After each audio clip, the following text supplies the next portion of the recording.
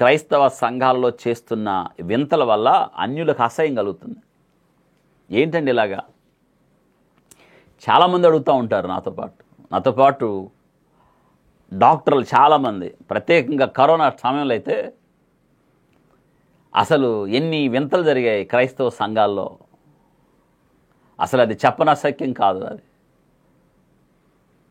అక్కడి నుంచి మొదలు ఇక నేటి దినాన ఎన్ని విచిత్రాలండి, వాక్యంలో లేని ఇవన్నీ విడ్డూరాలు, వింతలు.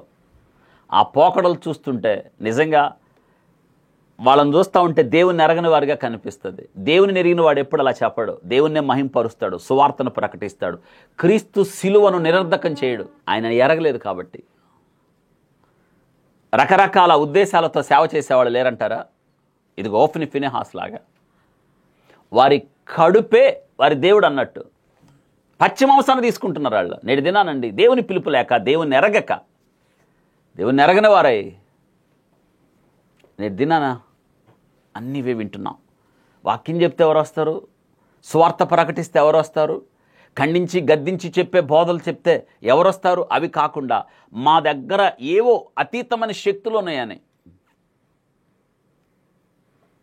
తను తాను గొప్పగా ప్రకటించుకోవడం, గొప్పగా చూపించుకోవడం,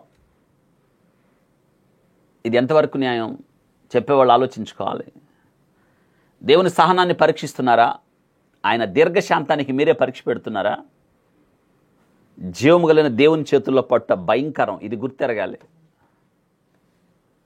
దేవుని మహిమను దొంగిలించకండి, అబద్ధాలు చెప్పకండి, ప్రజలను మోసం చేసే కల్పిత బోధలు, కలిపి చెరిపెడి బోధలు చెప్పకండి,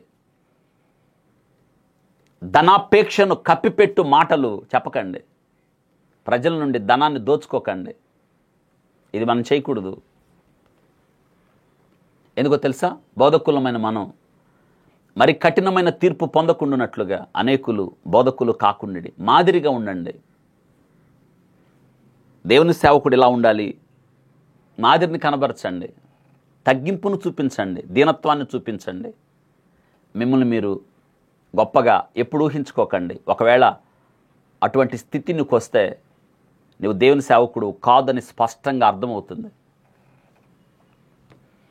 దేవుడు ఇవ్వని దాన్ని నాకున్నాయని చెప్పకండి. చాలామంది చెప్తూ ఉంటారు తెలుసా, నాకు అవి ఉన్నాయి, ఇవి ఉన్నాయి, ఆ వరాలు ఇచ్చాడు, ఈ వరాలు ఇచ్చాడు అని ఒక మాట చెప్తాను. సువార్తను ప్రకటించకుండా, క్రీస్తు శిలువను నీవు చూపించకుండా, ఆ శిలువ వార్త నువ్వు చెప్పకుండా నీకు ఎన్నుంటే ప్రయోజనం ఏముంది?